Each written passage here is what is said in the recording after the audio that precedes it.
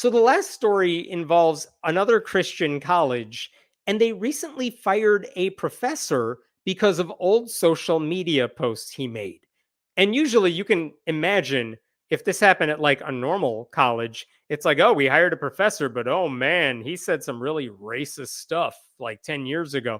No, this Christian college fired a professor because they found posts that were like a year old, 2 years old, in which he expressed support for LGBTQ rights and condemned racism and called out like crazy conservatives.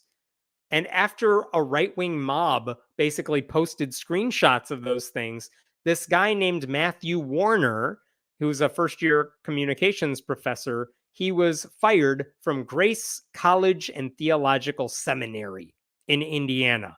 So, small Christian seminary in Indiana, not a lot of people there. But what this guy said, Religion News Service, their reporter Catherine Post spoke with him, got a lot of great details for this story. He spoke with her about this, Matthew Warner did, and he said that he went to Grace College and Theological Seminary, even though it was a massive pay cut from his previous job.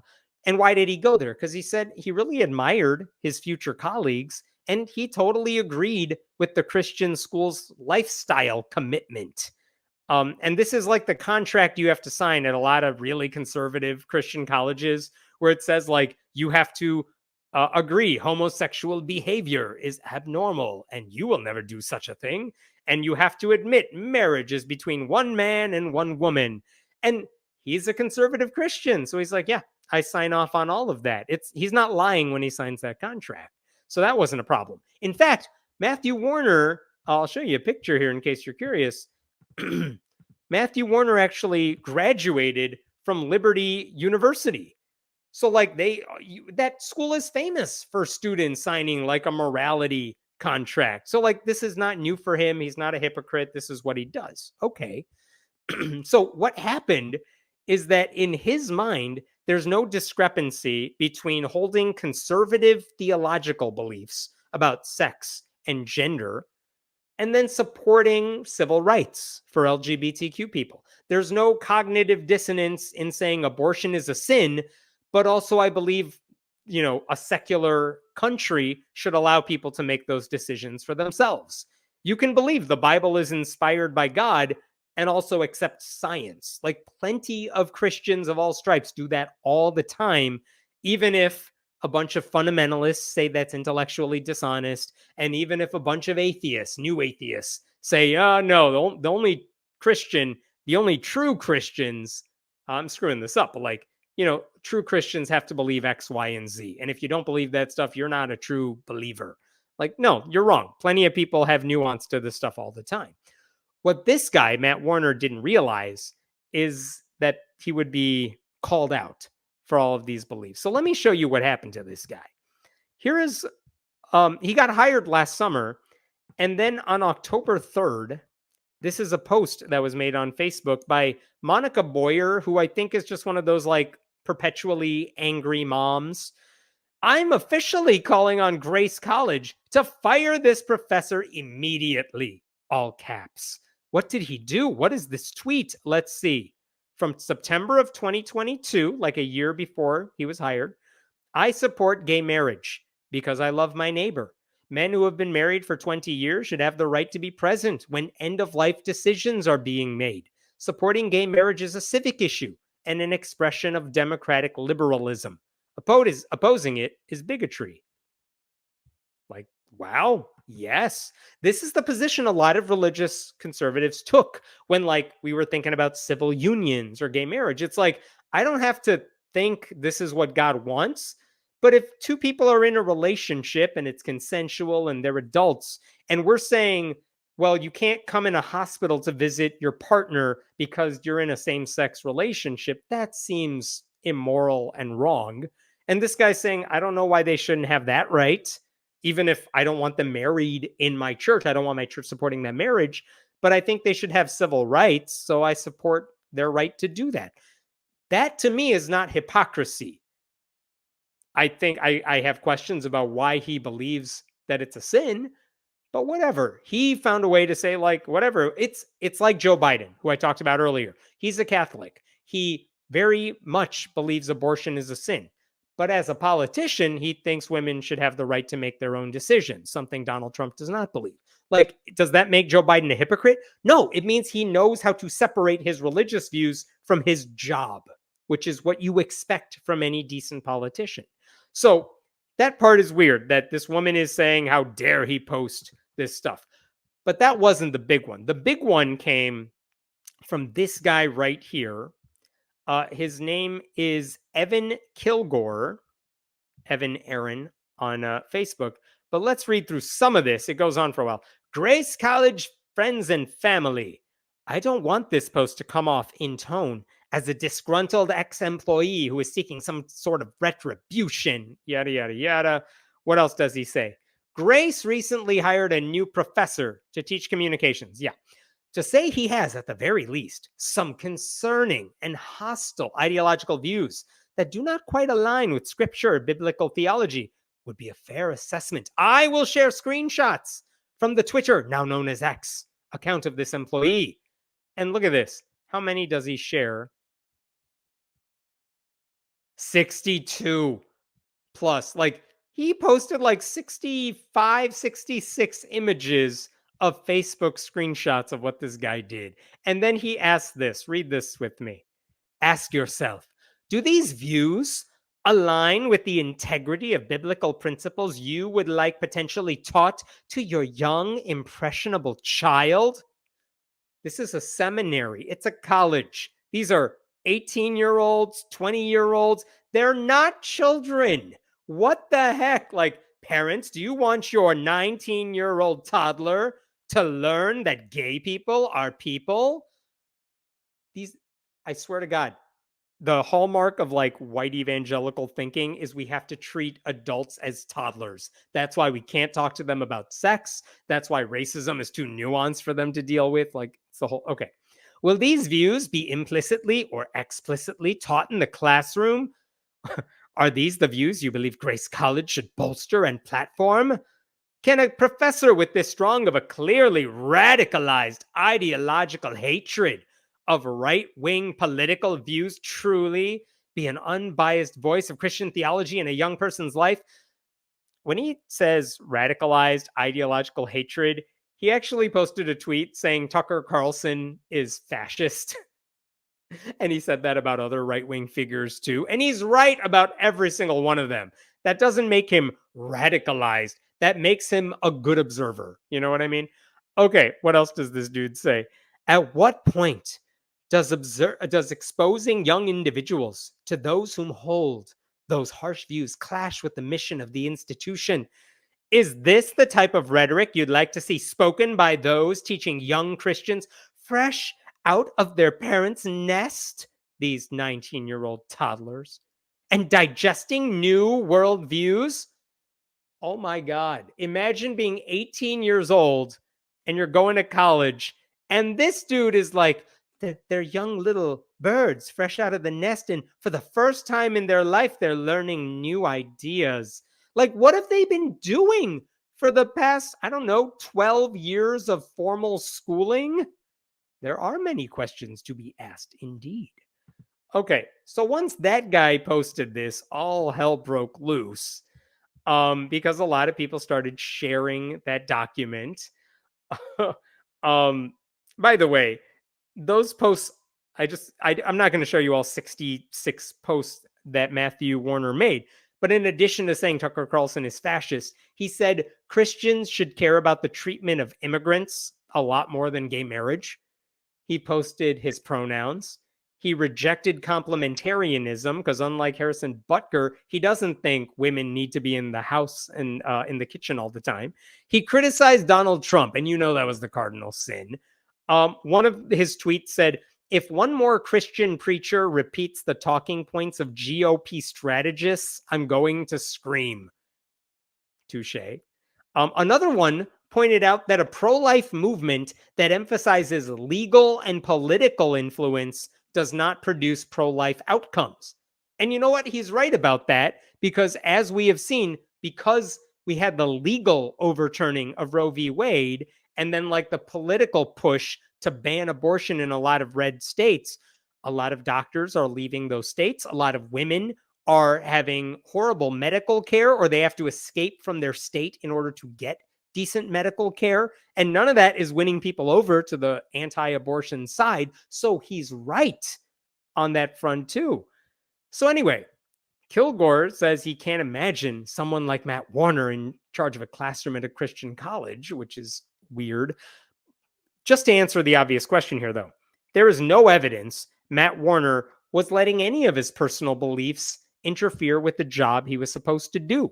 No one was complaining about his teaching style. No one was arguing that he was opposing the school's mission. In fact, his performance reviews and student evaluations were excellent, as far as I know. The critics were just mad about those old tweets, even though Warner agrees with their theology.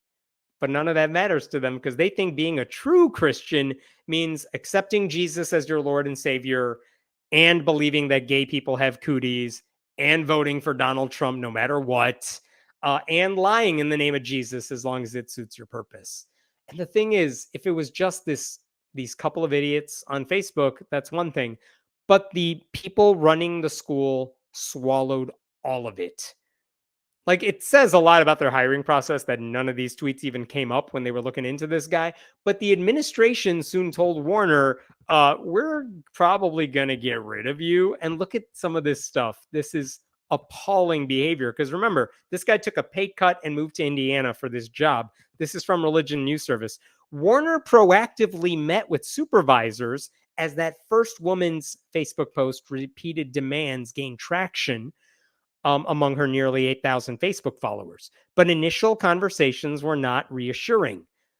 Flam, who's the president of the school, and Beckett, the chief human resources officer, told Warner he wasn't yet a faculty member because the board hadn't ratified him.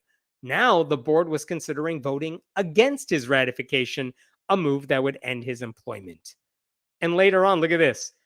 They've created a caricature of me based on taking a very small number of social media posts out of context, Warner said. I was treated from the beginning as a threat or liability, and nobody at any time had a conversation with me about what I believe or what I'm willing to do to support the college. Like, imagine treating this professor with such disrespect. And ultimately, that is how this all ended, because one more thing to show you here. After 4 months on the job, Warner was informed by the school's president, Drew Flam, that the board had come to the conclusion that we don't think it works out to move forward, according to a recording obtained by Religion News Service. So they fired him. I would also point out, he said elsewhere in the article that the school initially told him you can voluntarily resign or go through like a re-education camp to restore trust. But first of all, there was no re-education camp. They never even offered him the ability to go through like rehab, Christian rehab. And in December, when the board voted to get rid of him, he was actually offered $60,000 to just leave quietly, voluntarily resign. But he had to sign a non-disclosure agreement to never talk about any of this. He said no to that. He said no to $60,000 and he said no to the NDA. And now he has recordings and he shared them with Religion News Service, which is why they can tell his story, because it's backed up by recordings and everything. I would also say that Warner tried to file a formal grievance with the college saying the board is violating its own policies by removing him from the faculty. But when you file a grievance, guess who gets the final say on it at this school? It's the president of the school, who is the judge and jury, who is the guy who told him, yeah, you're not going to make it here. So they just dismissed the grievance complaint. To me, none of this is all that surprising. Like, you can't work at a conservative Christian school and then expect they're going to treat you with dignity. They never do that. Name a Christian college that has a good reputation for treating people well? We already know their positions on like civil rights, on gay people. Like, why would they treat you any differently? You're dispensable. You're disposable. They're leaders and donors at the schools. They've made it very clear over the years that they expect every employee to fall in line with their beliefs, theologically, but also with all the culture war issues. And those always seem to take precedence over theological disagreements. The funny thing is, if Matt Warner said, I disagree with young earth creationism, he could probably keep his job at the school because, of course, salvation to Christians does not matter how old you think the earth is. But if you vote for Joe Biden, that could apparently get you fired because you have a sensible view of the world. Like, I don't know what the rules are here. I want to show you one other thing, which is the contract that these people have to sign, because I want to show you one thing. This is the lifestyle contract that professors have to sign. Look at this paragraph right here. We make use of biblically based practices such as arbitration, mediation, grace, restoration, forgiveness, and redemption to live at peace with each other and strive to resolve disagreements in private or within the Christian community using biblical principles. Well, what did they do with Matt Warner here? They said, well, yeah, but someone tweeted about you and we don't like that, so we're not going to do any of those things. So, yeah, I get why this guy filed a grievance against the school because they're not following their own contract. But again, this is what you should expect if you get a job at a Christian college. People who are on this school's payroll or pay tuition, they're not signing up to be challenged or to become a colleague to influential academics. They're just hoping to remain in a right-wing bubble for a little while longer. And when a professor breaks that mold, parents are going to complain. The administration is going to eventually take the parents' side because those are the people who pay the bills. It makes you wonder, like, what are the rules anymore? There's a writer I really admire, Fred Clark. He writes as Slacktivist on Patheos, and he wrote about this too. I wanted to share one thing that he wrote with you, because he wrote about, like, what are the rules at this college? Because Matt Warner didn't know he was breaking any of them, and because he's been fired, it raises a question of where does the line get drawn? There's no official announcement of this, but suddenly everyone just kind of realizes that a new unwritten rule exists and a new invisible line has been drawn. Some trustee or big donor gets a bee in their bonnet about Obamacare, and suddenly opposition to contraception is a new mandatory stance. Vaccination is now controversial. Climate change has become such a third rail that you're not sure you could safely talk about energy efficiency. A student asks you if you think that Black Lives Matter, and rather than saying what any decent person would obviously and always say, of course, you worry it's a trap. You realize you can't be sure what the new rules are today, and you have no way of knowing what new rule might arise tomorrow. That is now the concern I would have for any professor at Grace College, which is this guy got fired for saying Tucker Carlson is fascist, which he is. So what are they going to get punished for? If they put out any opinion or belief that isn't specifically listed in the documents or something, if they have any sort of opinion that might offend somebody, they could stand to lose their job. And the college isn't telling anybody what those rules are because they're making it up as they go along. And that's disturbing. I'm going to end this story with one last thing here. I mean, before I get to that, it's amazing what message this sends to students too. Like, what? Expand your mind. You're at college. It's what you're supposed to do, but not that much, or else we're going to punish you for that. And you would think Grace College would have learned their lesson, because this is not the first time there has been a clash involving faculty members. Because I want to show you one last thing here, which is that a few years ago, the marketing department at this university, at Grace College, they decided they would hold a theme day. It's called Wrap Day, WRAP, Wrap Day. So students were served lettuce wraps in the cafeteria. I'm not sure what else was involved with the theme. Maybe they wore togas. I don't know. But a handful of faculty members back in 2017, when this happened, said, wouldn't it be hilarious for Wrap Day if we, the whites, posed as rap artists for an album cover? And they created this album cover. Oh my God, let me show it to you. Boom. Look at this. NGA. I don't know what any of that stands for, but I want to show you the bottom here. Homeschool advisory, gangsta content. My eyes are blinded by the white. The dude above me has an afro wig. I'm offended by that. I'm offended by that dude's stance, whatever he's trying to do.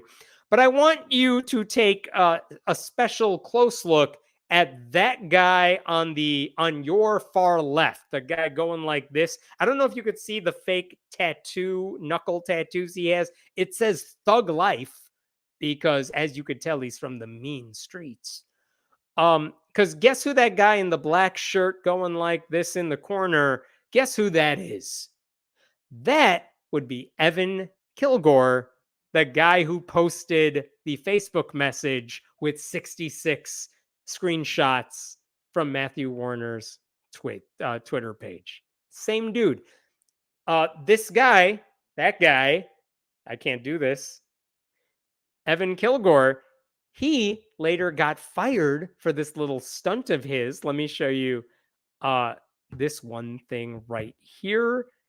He actually, it's so cringy what he did that Grace College said, like, we can't have you all here. So a couple of employees got fired over the mock rap album photo. And what happens when you get fired when you're a conservative Christian for something like this? You know how the game is played. You take the Dave Silverman route. You basically say, I got canceled by the woke mob for doing something hilarious or something, and how dare they come after me? So Evan Kilgore ended up getting a job at Charlie Kirk's group, talking, or whatever, one of those dudes' groups, Turning Point USA. And I want to share this archived thing with you. This is his bio from the website for Turning Point USA, because let's zoom in on this here.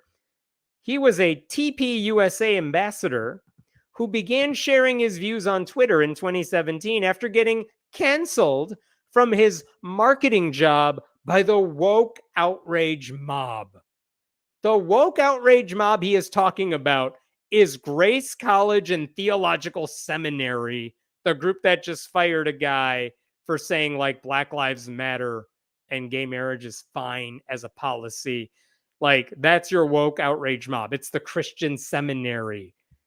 And again, it's funny, but the Christian college administrators listened to that guy, the guy who complained about them being a woke outrage mob, because he said this professor is evil and he's going to teach your kids things, your 19-year-old baby angel. And we can't have that happen now, can we? I don't know why they're listening to him. It's just messed up. By the way, Evan Kilgore, now today, he doesn't work for TPUSA. He collaborates with and supports Nick Fuentes, who is a white supremacist. So if the school is taking direction from this guy, Evan Kilgore, while getting rid of a professor who made the mistake of showing compassion and understanding and a desire for social justice, like, what is this school doing? What are they teaching students? Have they learned anything since firing the cringeworthy rap dude? Like, I would argue a diploma from a seminary like this one is already pretty useless, but they're just making it worse, because if you're graduating from this school, you're going to be embarrassed to tell people where you went to school, because when they look it up, these are the articles that are going to come up. It's Evan Kilgore acting like a rap artist and the school firing Matt Warner for showing compassion to gay people. Like, why would you want to go to this school? It's a horrible look for the school, even as a conservative Christian school. I think I'm going to stop there. I'll take any last questions, but that's all I got. And if there are, what do we have here? Understanding freedom takes effort. Understanding a specific authority figure is easy. No kidding. Like, it takes guts to push against the grain, and actually understand the nuance of what people are protesting and fighting for. And it's not just like some woke mob or whatever buzzwords the right uses. Like, it's very easy to just fall in line. What Matt Warner did was it's not courageous, because what he did wasn't courageous. It was just honest. Every one of you probably watching this is more courageous than he is on these issues. But given his bubble, it's not bad. And they're punishing him for it. It's sad to see. I hope he continues fighting against them. I don't know what options he has. I don't know if he can file a lawsuit over it because it's a private school, but I hope he keeps pushing back. It's infuriating that so many Christians believe that sin should be illegal. Screw off idiots. Even God supposedly gave us free will, right? And you know what? I agree with you to the extent that what they define as sin is everything. Like, it's not don't murder, that's bad. Because, as many people have argued, like, yeah, that one makes sense. But it's never just that. They just say everything we don't like is a sin. It's like having premarital sex is a sin. And saying Black Lives Matter, that's a new sin because we know you're really saying you hate white people. Like, they just make it up as they go along. And then their politicians try to, you know, legislate that, which is even more disturbing. But again, yeah, let people live the lives they want to live as long as they're not hurting people. Who cares? I don't know. It's very hard for them to understand because apparently they don't learn a new idea until they turn 18.